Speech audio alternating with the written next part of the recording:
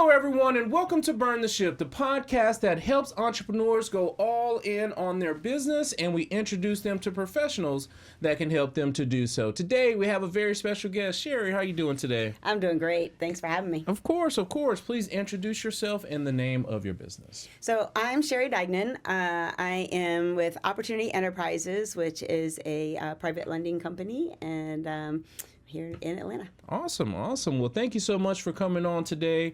We understand that time is one of our most valuable resources. So let's jump into things and tell us a little bit about your journey. Sounds good. So starting out, I actually was in the fitness industry for 20 years, and realized pretty quick that we didn't have a very good retirement policy, or plan.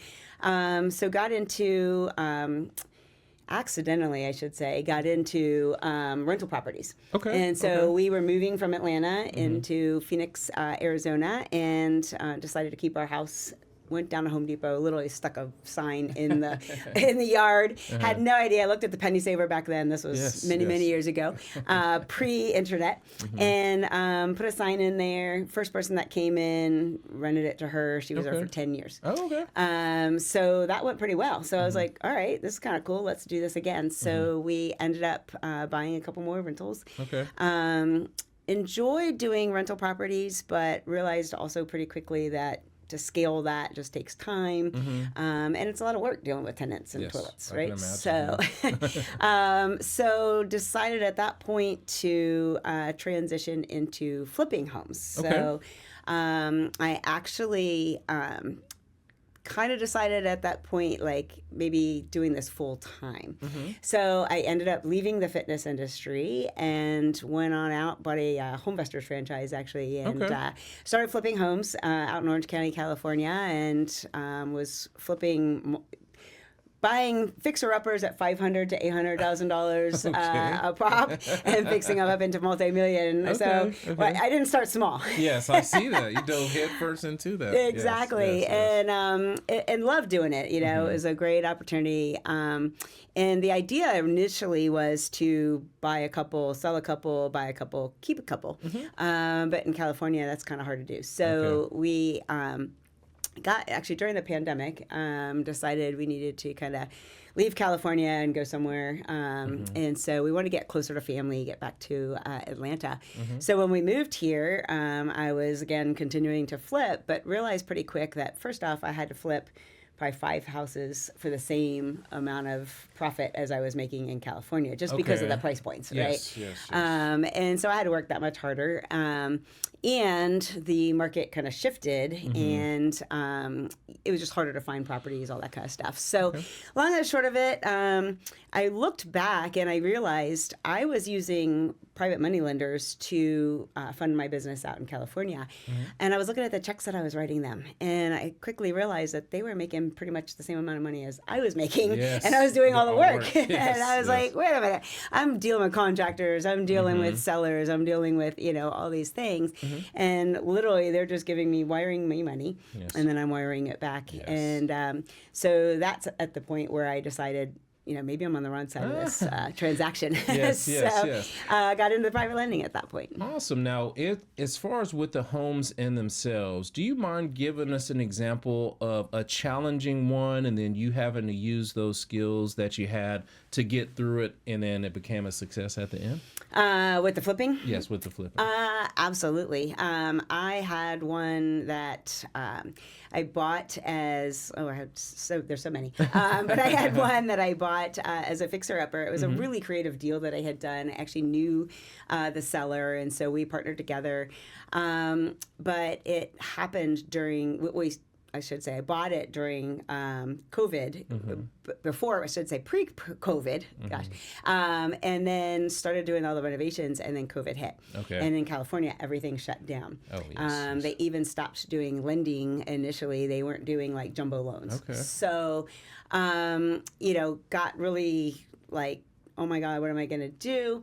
But I pushed through, and I used resources. I reached out to people that I knew that were still working, were still doing things. We came in, we were helping to get the construction done because you couldn't really do anything. Oh, yes. And so we kept the project going. It ended up taking 9 months. But we were able to get the job completed, and we were able to, order things online. It took a long time to get everything. But worked with the seller because it was seller financing, so I was able to work with her to come up with a solution. So. Yeah, that was going to be my next question. I said, did that lender work with you, but with being the seller? That's awesome. She did. She worked with me, and I had partners that I brought in that had crews that they were able to continue to keep working. Yes. We weren't supposed to have more than so many people in the building at one time. All these things, but we kind of worked through that, and we were able to still get the project done. So. Nice. So you were coming back to Georgia, and you were looking at that profit and loss statement, and you say, "Hey, look, I'm gonna have to close a bunch over here," and your eyes were opened up to the investor aspect of things. Was it a specific event that happened that made you say, you know what, I am going to burn the ship and go into this part of real estate and get out of the flipping game? Yes. So another deal that I was in, I had hard money and a private lender. So I had 2 different loans on the property, and I bought it a little higher than I probably should have. I bought it in a 55 and older community, and there was a lot of other properties for sale. So we did more renovations to make it sort of stand out, but it also blew up my budget. Yes. So I did more renovations than I intended. And because there was so much inventory and it was in a 55 and older, there was limited population kind of looking at it. It sat on the market forever. Oh, wow. And it ate up all my profit and then some. So ultimately, I lost money. So I was on this project for months dealing with the renovations and all of this kind of stuff, only to end up losing, I'll say, tens of thousands of dollars. Okay. What I looked at was my lender still got paid. Yes. So the lender made way more money than I ever did on that deal. And I was like, okay, wait, I got to look at this and how this stays. Because you're going to take care of your money source, right? And so, we had to come out of my pocket. I had to come out of profits that we had made earlier in the year. But I satisfied the mortgages. And I started looking at, even if I couldn't have done that, if I wasn't in a position, they obviously could take the property. We could write the property over to him. So he was kind of in a no-lose situation, whereas I lost. I got you. So I was like, hey, I got to really look at, how this is done. Yeah, it makes a lot of sense. That financial aspect of things can make you open up your eyes a little bit and say, hey, maybe this isn't the right course. So you said, okay, I'm going to go into this. Now tell us all about your current business and what you're doing and how you're helping people. Yes. So what I do now is I look for people like myself at the time that are doing high volume. They're doing a lot of fix and flips, and they're looking to scale their business. So I want people who have a proven track record, but want to keep doing more and have limited kind of funds to be able to continue to grow. So I look to help them by providing them the funds that they can now grow, because their money's not tied up in the property. They can use their funds to continue, marketing and all that kind of stuff. And we're providing the funding for them to purchase the property, and then also for the renovations. So we usually will provide 100% of the renovation costs as well. So I'm providing funding for them. At the same time, I partner now with other people. So I don't care how much money you have, you're going to run out. You there's people need money. Yes, that's right. That's right. We get the deal flow is not a problem. We've got lots and lots of deals. The problem is always having enough funds. So I partner with people just like you who have money that's sitting maybe in a 401k or an IRA, might be just sitting in a bank, might be, just cash or sitting in a savings account. So I take their funds, I provide the avenue for the either the source of the deals because I work with doctors and attorneys and they don't have access to find deals. Yes. But they've got the money and they want to invest. So we partner together on those deals, and I'm able to provide them a solid return on their money, and they get a monthly check that we call it mailbox money, because it just shows up in their account every single month. Right. When as the rehabbers are obviously completing the project. So I help them to invest their funds. I help the rehabbers be able to continue to grow and scale. Get their projects pushed through. Now, I know all of these can be contingent on geographical area because we've spoken about California and Georgia. Where are you focused on as far as geographically right now? We can pretty much provide funding in most states. I won't say all states, but we do operate nationwide. I would say I primarily focus mostly in the Southeast. We do a lot in like Tennessee, Georgia. We like states that have very favorable, obviously, foreclosure policies, but that doesn't always come into play because we've got fail-safes in place to ensure that hopefully we don't ever go to foreclosure, or if we do, we can get the deed just kind of written over to us. So we can pretty much do loans anywhere. It just got to make sense. So we look at the numbers, we look at the borrower and their track record, that kind of stuff. So now, if I am going to be one of those investors, as far as just mindset and expectation wise, am I just putting this money in there forever, or do I put it in for 6 to 12 months? Tell us a little bit about how that works. No, that's great, because there's a lot of different private money lenders do it different. And so they generally, most of my loans are 6-month to 12-month loans. So what they're usually doing is I allow them to look at the deals if they want, so they can kind of pick and choose if they like the deal, the area, the person. But they're providing the funds generally for about 6 months up to maybe 12. So sometimes, we might think it's going to be a 6-month deal, but it sits on the market a little longer, things like that, so they can get extensions, But I would say, generally I tell them, possibly it might be out for a year. But our goal is to turn the money as quick as possible. So once they provide funding, we can turn that funding over. Once it's paid off, we can do it again. But if they don't want to, they can just take their money, back. So it's not like, some people set it up more like a fund where they give the funds over to me. I pull it all together, and we keep that money for 2 or 3 years. We're doing it actually really deal by deal. So literally, they're investing in this specific deal. When that deal closes, they get their funds back.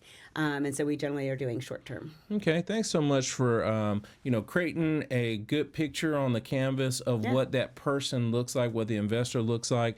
Now, to help you find the investors, have you found good referral partners to try to get you connected? What does that look like?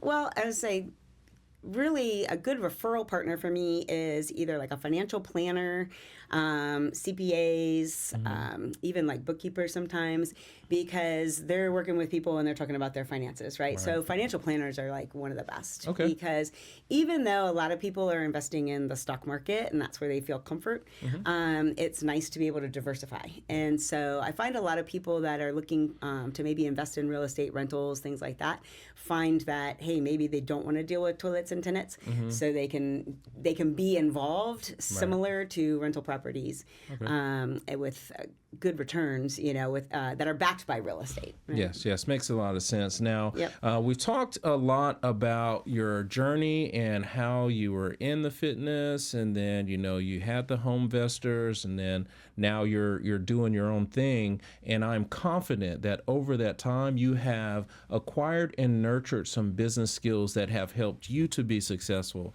Do you mind sharing with the entrepreneurs that are watching today some of those business skills that they can add to their mix? I think one of the biggest ones is networking. In fitness, I honestly never did any networking. Big thing in fitness was leadership and communication, and it's really setting clear expectations. So I think when you're in a leadership role, a lot of times people sometimes feel a leadership role is I'll say management, and you're telling people don't do this, do that, but as a leader, you're really just setting the expectations, and you're bringing them along as a partner on, here's where we're going, here's where we want to go, and here's how we need to get there, and then setting those expectations. But I also learned networking when I got out of that. I was like, okay, I don't have anybody to lead anymore right now. It was me leading me. That's right. So finding the sources of people that are going to, I'll say, talk to the people you're talking to. I think a lot of people look to where's my customer instead of where are the other people touching my customer. Yes. And touching the same customers as me. So with networking, a lot of people will go out and start networking and just try to meet a bunch of people. And they're like, here's my client, here's what I'm looking for, that. But it's really being detailed, like you said, who's my power partner?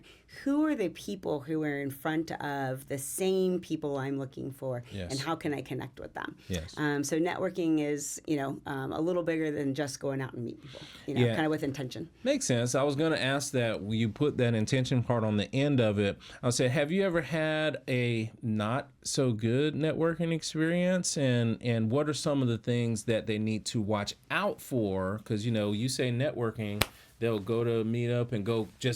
What are some of the pitfalls or some of the things they should keep an eye out for to not do? Well, in my industry, there's a lot of what they call RIAs, real estate investment associations. And one thing I found is I went out to a lot of RIAs, and there's 5,000 other lenders there, right? Okay. And sometimes you go there, and there's people just really trying to sell something, and it's it's not productive for me, right? And so I think finding a place where you're maybe a little bit more of the niche, in there.